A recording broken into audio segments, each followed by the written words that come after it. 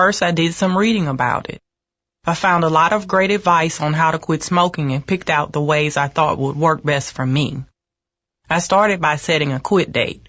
Then I threw out my ashtrays, lighters, and matches. I did other things too, like exercising more, and it worked. But I'd still get cravings, especially on long car rides. To help me with that, I put a picture of my mother in my car.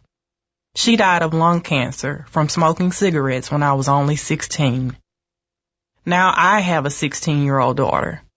That picture of my mother reminds me that I don't want to miss all the things my daughter is going to do in her life, including turning 17. You can quit. For free help, call 1-800-QUIT-NOW. A message from the U.S. Department of Health and Human Services and CDC. Talk 1470, WWNN Pompano Beach, WKIS HD3, Boca Raton, Miami, Fort Lauderdale. I definitely feel like the words veteran and homeless should never go together. Sergeant Michelle Garcia served meritoriously in Iraq and Afghanistan. I had friends, and I went and stayed at a friend's house, and then I realized, well, you're staying at your friend's house, but how long can you stay there? Where are you going to go? Where are you going to call home?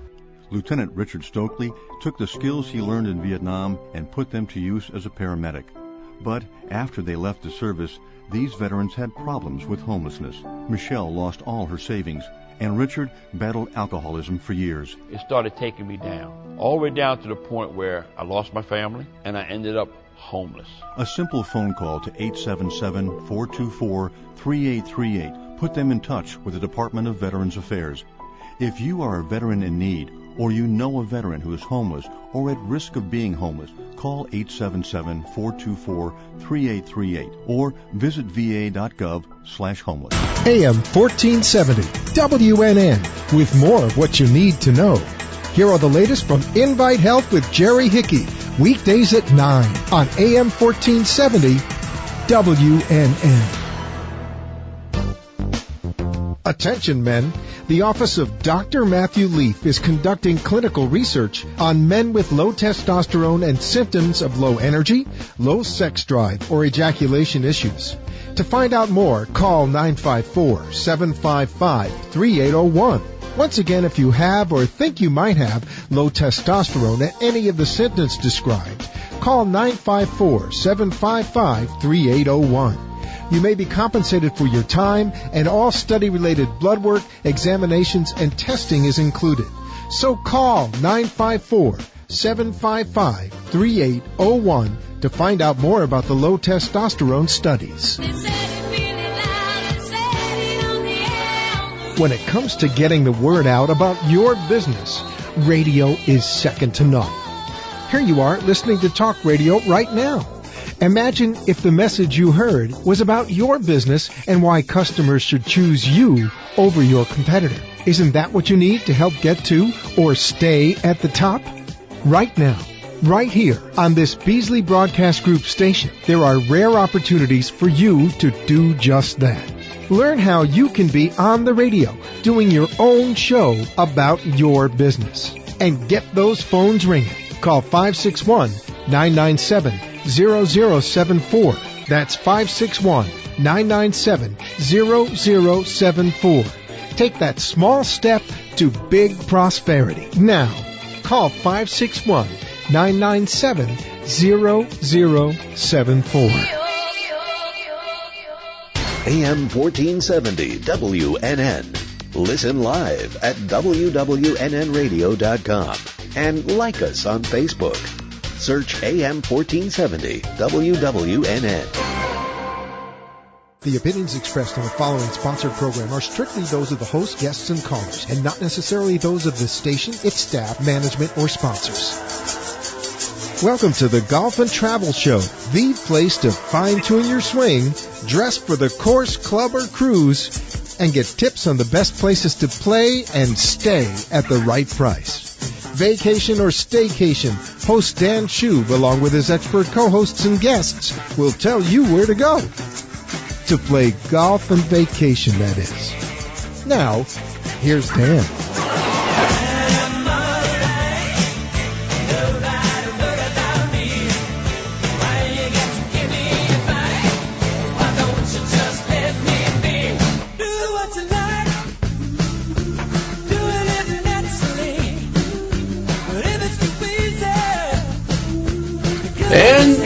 Welcome to another edition of the Golf and Travel Show. And like we always do, we're going to talk some golf and we're going to talk some travel, but we're going to do things a little bit different this week. Still going to have a golf tip for everybody out there who is just waiting with bated breath for their tip of the week, so we're not going to disappoint anybody and not have that. But every week since we began our show, which has been about 4 months or so now that we've been on the air, we always have some wonderful guests with us, and in the future we're going to have a ton of wonderful guests, and the reason for that is that both myself and my two lovely and wonderful co-hosts just got back from Orlando, Florida, and we were at the PGA Merchandise Show all this week. And there was just so much going on that we're just dying to tell you all about it. So what we're going to do is we're going to talk a little bit about our experiences there and fill everybody in as to what it is that we saw and what it's all about, because it is only for the trade, and anybody who's not a professional in the golf industry is not welcome, unfortunately. But they rely on folks like us to tell everybody what went on, and that's exactly what we're going to do. But the good news is that we met so many people, some real movers and shakers in the industry, some of the world-renowned experts on swing instruction and on golf manufacturing and design and on travel, and all of them are lined up and just waiting to be guests on our show for the upcoming weeks. So we're going to just be really bringing you some excellent information from the best in the business over the next few weeks, so you're not going to want to miss that. But without any further ado, what I do want to do is introduce my two co-hosts to everybody. So you all know who they are. And first of all, we have Jerry Augustine in the house. She's arriving as we speak. And Jerry brings to us over 25 years of experience in the service and hospitality industry. She's currently the president and the owner of Sea Dreams Travel, located in Jupiter. And at Sea Dreams, she's that concierge who can create the perfect vacation for you and your family. Sea Dreams has a very knowledgeable staff that has traveled the world. Her tagline, "Your World, Your Way," is exactly what Sea Dreams is all about. And when you listen to the Golf and Travel Show and Jerry, she proves every week to you how booking travel yourself is not your best or easiest route. How are you doing, Jerry? I'm doing great. Hi, Dan and Jess and everyone out there. Happy Friday. And it was really cool seeing you up there in Orlando, because I'm used to just seeing you here in Boca, so that was pretty neat. And it was good to have you up there, and it was your first time, and we're going to talk a little bit about that in just a few minutes. As soon as Jerry gets back from her cruise. And also, of course, to my right, we've got Jess Frank with that beautiful, perfect swing. And Jess Frank is a PGA teaching professional and the owner of the Jess Frank Golf Academy at Boca Dunes Golf and Country Club in beautiful Boca Raton, where we're currently sitting. And Jess specializes in on-course instruction with V1 video analysis, and he believes that every lesson and every swing is different. Jess likes to focus on the scoring part of your game, the short shots that are taught on the golf course, which instills confidence. Some of you may know him from his work at area clubs, such as St. Andrews, Boca Lago, and Broken Sound. Jess loves to teach. He has a passion for the game. Golf is a challenging sport, and Jess makes it easy for you to learn and excel. How you doing tonight, Jess? I'm doing fabulous. Good evening, Dan and Jerry. And now, Jerry, you are also an expert in the golf business and industry after experience in the PGA show. Inaugurated. Yes, she has. So amazing event. It was quite an event, yes. Well, but in the meantime, while some of, I don't know about you, but I did see David Ledbetter there and some of the other, most famous instructors. None better than you, but just a little more famous, perhaps. You're the soon-to-be as famous as the David Ledbetters of the world. But like I said earlier in the show, I know that our listeners just wait with bated breath each week for that little free tip that you can give them that's going to help them maybe a little.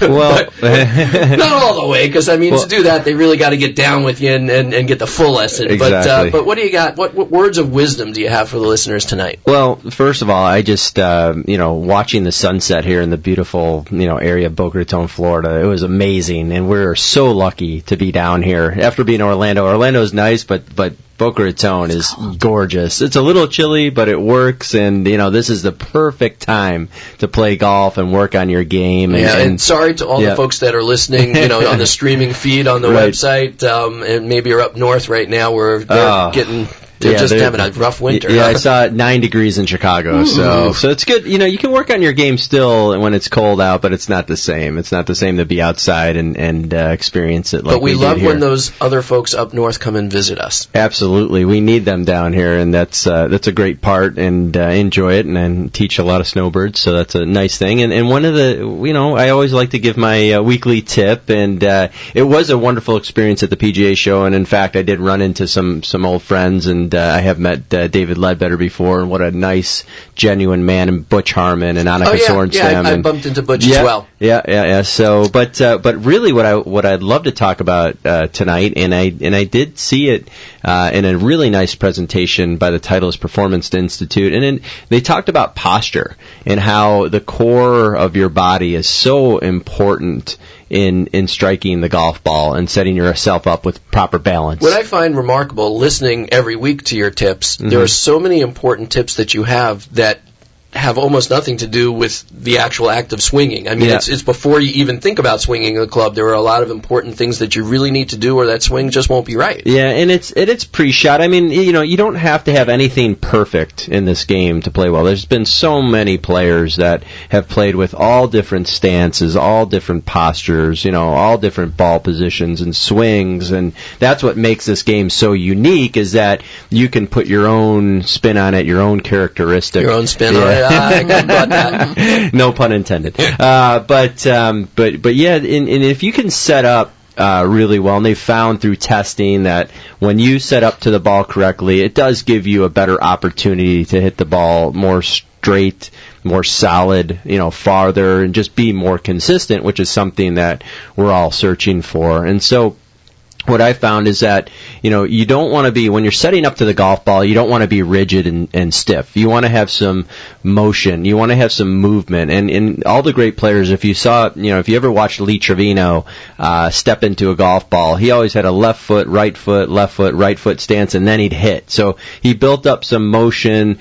Gary Player had a forward press and moved his hips, and then he swung back. But to set up and just static and stay still, that's something that I do not like to see my students do. I've seen people tap the club behind the ball, and then you got the wagglers, and then you get the people that do it like for 10 minutes. And that's a little much. No. But I have seen out on the range, I see it on a daily basis. People get real stiff, and they try to push their behind out, and they try to keep their back real straight. And, you know, I look at it, I go, what sport can you play with that type of posture and positioning?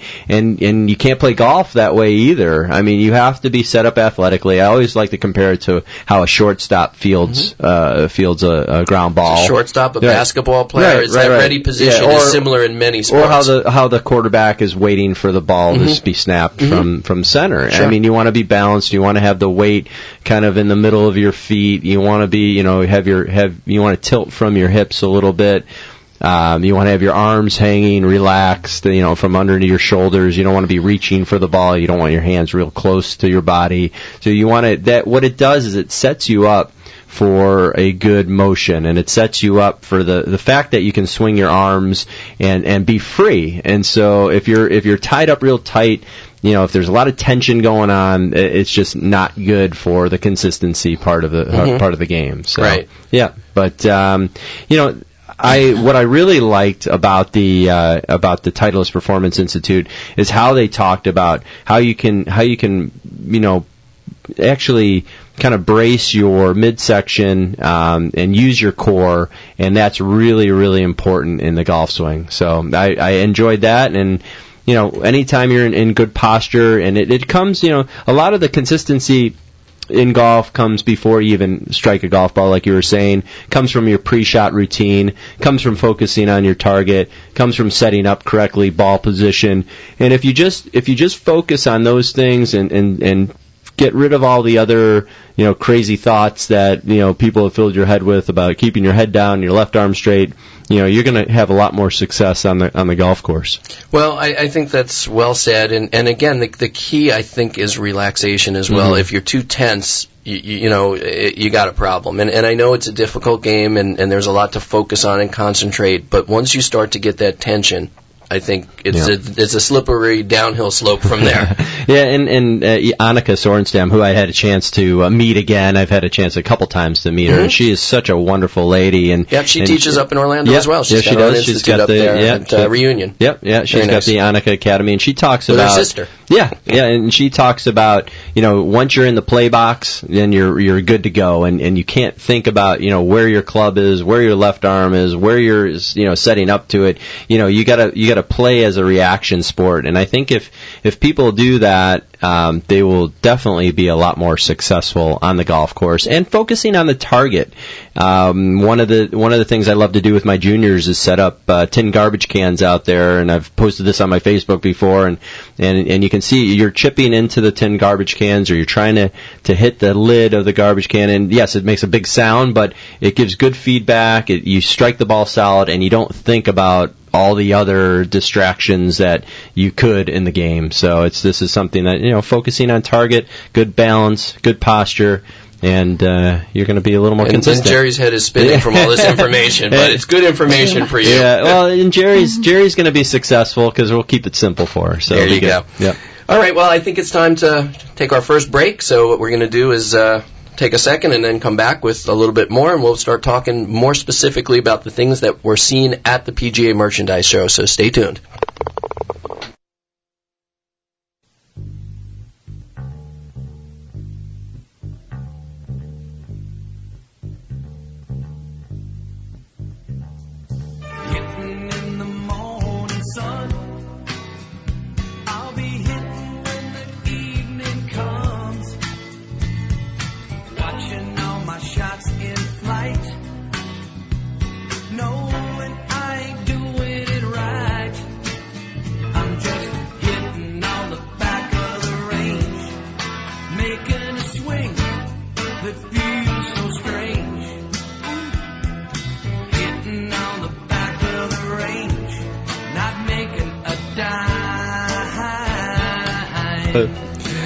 And we are back, and God, we're having much too much fun here talking about the show. We're still reveling in all that fun. And speaking of fun, I spent my day enjoying the beautiful Boca Dunes Golf and Country Club, and went there for a wonderful event today, a luncheon, and they did just a great job. I was so impressed with everything there. The food was wonderful, the service was wonderful, the room was decorated beautifully. Great place, and I think you have a little bit more to say about it, Jess. That's one of the best testimonials I think Boca Dunes has ever gotten. That's great, Dan. Thank you. Mm-hmm. And definitely have some wonderful things to say about Boca Dunes as well. It's a great golf course. It's located in Boca Raton. It's one of the best kept secrets in South Palm Beach, and that's one of the things we're trying to fix. We want everybody to know about it. So Boca Dunes offers 2 courses, a championship par 72 and a par 3 executive course. Both courses are a challenge for all skill levels. Boca Dunes and Golfsmith are teaming up for a demo day Saturday, February 15th from 10 to 2 at the Boca Dunes driving range. There will be many vendors. You can demo clubs and see the latest in the golf technology and a lot of stuff we saw at the PGA Merchandise Show. There's also a putting green and a snack shop. Are all open till 10 p.m. If you've never played Boca Dunes, come and see for yourself what a great course this is. Located at 1400 Country Club Drive in West Boca Raton, or check out their website at bocadunes.com. For additional information or to book your tee time, call the Pro Shop at 561-451-1600 extension 101, and it's not only a beautiful place to play, but the people there are excellent, from everybody from Tammy to Tracy to Aaron to the outside staff and to the driving range staff. It's a great place to play golf. And to have an event. Absolutely. So, all right, since we stick to golf a little bit in our first half hour, why don't we jump right into some of the equipment, whether it's clubs or balls or training aids, learning aids, some of the things that perhaps tickled your fancy, things that are a little bit surprising, things that are new, things that are cutting edge, trends. What did you see? Well, the trend in the golf industry is definitely technology. I mean, that is from everything from Flight Scope to TrackMan to teaching aids. Everybody wants Golf Buddy. Everybody wants data, and everybody wants the game to be faster, which is an excellent thing. We need to speed the game up, and whether it be speeding the learning process up or speeding the game up. I mean, that was something that I really saw that was a benefit and a new technology in the business. But what the golf industry and the PGA member, the PGA professional, is strictly focused on, their main goal is to grow the game.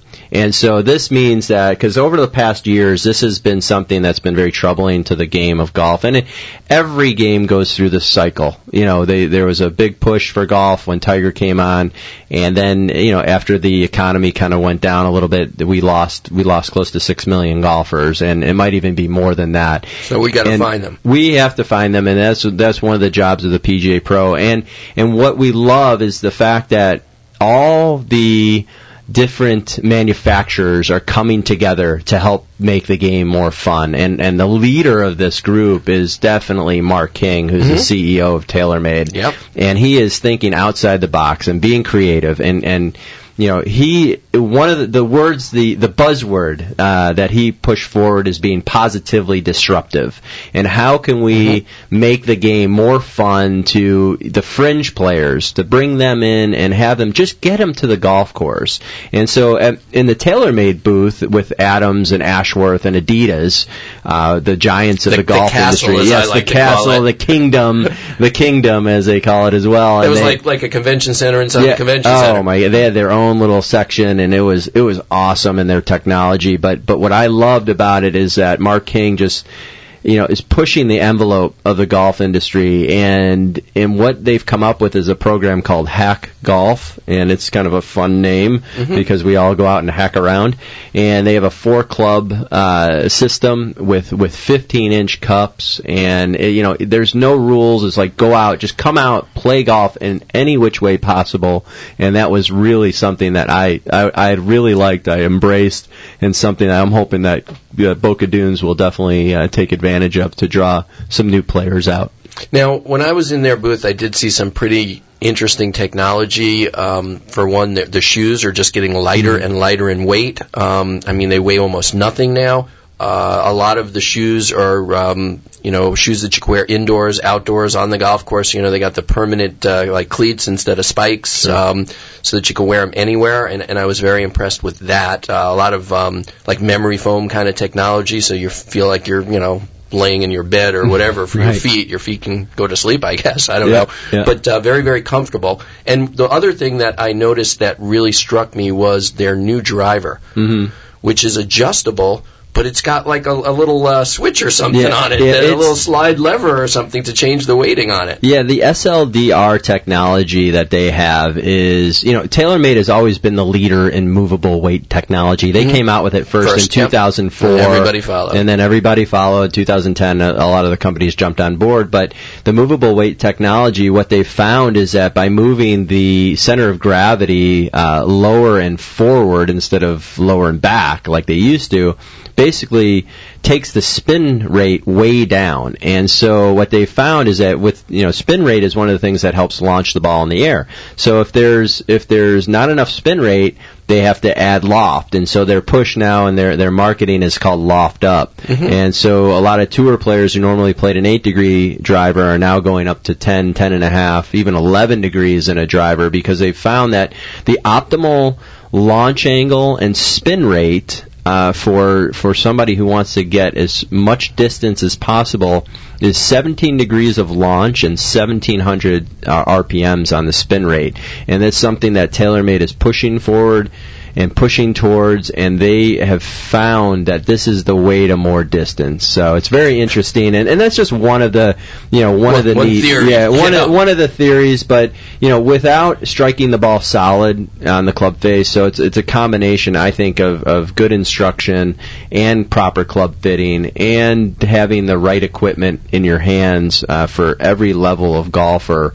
Is so crucial, and so that's something that was out there as well. Now, a couple of years back, Nike was pushing a more lofted driver as well. I remember they were pushing like a 13-degree driver, and I typically hit like a 9.5 degrees, so that was really foreign to me. I'm thinking I'm going to hit the ball up, it's going to come down and hit me in the head, I think it's like cyclical, Well, Nike, the issue with Nike is they push the center of gravity back towards the back part of the club, and that's actually that's what kind of hurt their not hurt their driver, but that's the reason why they went away from it, because they were close to the right idea. Yeah. But it's like anything. If you the what I always say is that the more loft you have on a club, like you don't mishit a wedge as much as you mishit like a 3-iron or 4-iron. There's no doubt it's easier to hit a club with more loft. Sure. The question is when you're here in Florida and you got the wind in your face, you want to be able to keep the ball a little bit lower too. And that's where the spin rate comes in. If the ball's spinning at 5,000 RPMs, which is way too high,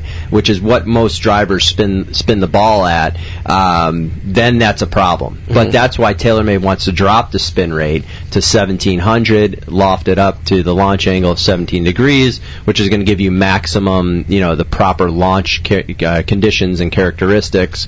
And so, that's something that I really enjoyed. Another one was, Callaway, Tour Edge, all these Tour Edge companies. Exotics line I played, beautiful line. Their irons are really easy to hit. I do believe that the technology has helped tremendously. Sure. I never was able to hit a long iron, and I've got the Exotics irons from a year or two ago, and I hit them really well, and it's just year after year they just make them a little bit easier to hit, it seems. Right, and that's the portion of the golf industry that the USGA tries to govern and make clubs legal, and I know that that was a big thing that they thought that Mark King and TaylorMade were going to come out with something illegal, non-conforming. Well, it's not. They are conforming, but they're pushing the limits of, and they're trying to find different ways to improve the club in their R&D to make it work. And so another part of the show that I really liked are the teaching aids. Because anything that I can put in front of a person that will help them learn the game faster and give them feedback. I was able to sit in the Skills, the SKILZ lab, basically, and I shot a couple commercials for their teaching aids for testimonials, and it was really, really cool. One of the items that I liked was the ball first impact piece that basically is that if you have a tendency to scoop where the club bottoms out too far behind the ball, they put a piece of plastic in there, and so you hit down on it, and so your divot moves forward. Is something that I really, really liked, and so all of that information. Some pretty is neat good. alignment aids. Did you see that one that it opens up and things come out? I mean, it's like what? How did they figure that out? That inventor, crazy inventors you see at the golf show always. Next time, I think I'll bring up my tin cans for my kids to hit because they love to hear the noise, and anything that there's a whirly golf where you chip into the baskets and the top part spins around, and it's just it's good for the kids for sure. Or the adults that still think they're kids. Absolutely. I mean, anything that's going to make the game more fun, and it's going to speed the game up, and it's going to help people become more consistent and enjoy the game. That's what the merchandise show, the PGA merchandise show, is all about. And I love going there because it's a great place to reconnect with people and kind of, learn. There's some great educational formats and things like that make it make it worthwhile. I had mentioned to you that I had some time to speak to Jesse Ortiz, who's a quite famous club designer. Brought out the Orlamore line many years ago, and now is with Bobby Jones Golf, and he was talking a little bit about the hybrids, how he's improving the hybrids, changing the design, the shape of them, making them a little bit more rounded on the bottom so that it's easier to cut through any kind of lie that you might have if you're in the rough, if you're in a fairway bunker. And what I found most fascinating from him is, and I explained this to you as well, is that a lot of folks are buying 3-woods based upon watching the pros play on TV, and they're carrying 3-woods and they're hitting 3-woods, but people like Phil Mickelson at certain golf courses like Augusta oftentimes is leaving his driver home, putting the 3-wood in the bag to hit off the tee. Right. A 3-wood without a lot of loft, as you said earlier, the loft makes it easier to hit, is very, very difficult for the average player to hit. Sure. And Jesse had said to me that they shouldn't have that in the bag. They got to be hitting these hybrids or possibly some more lofted fairway woods, but not a 3-wood. Well, the majority of players out there just don't swing at a high enough swing speed to get the ball to get a 3-wood off up in the air off the ground. I mean, especially if the turf is thick, the club gets stuck there and the head turns. It's a problem. At 15 degrees of loft, I mean, it just is not enough, and it's the 3-wood is 43 inches long, so it's very close to a driver. The face is as deep, so it doesn't spin a lot, doesn't get in the air, and so that's something that I always, any beginner, as I don't discourage them from using a 3-wood, but definitely off a tee, never off a fairway, always a hybrid, always a 5-wood, 7-wood, something with more loft that's going to get the ball in the air and that's going to help them just hit